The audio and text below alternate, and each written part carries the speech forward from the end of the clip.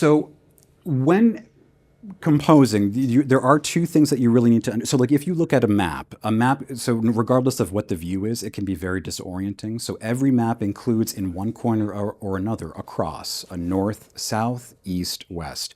Our eye needs absolutes in order to understand where we are. So we need an absolute, every painting you make needs an absolute horizontal and an absolute vertical in order to, if you are a representational painter, to be successful. That doesn't mean you have to illustrate it completely, but it does have to be factored in at some point in your understanding of what is actually happening. But in this instance, the vertical is what we're looking at. The horizontal creates a sense of gravity, if you will. It creates a sense of, the horizon line, what we are actually standing on. And the vertical is the opposition, or the human figure, or us. And so this is actually a painting by Bouguereau. This was actually at the Dehesh Museum in New York, which I never knew. It was a great museum, but I don't know what happened to it. But this actually illustrates a great way that you can make a very simple image interesting in composition.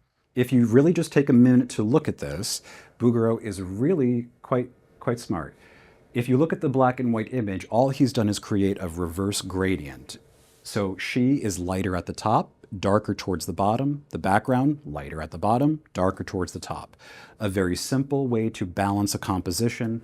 It also gives him an opportunity to suggest a landscape, so some very minimal shadow shapes to suggest rocks, and that's really enough to convey a sense of atmosphere.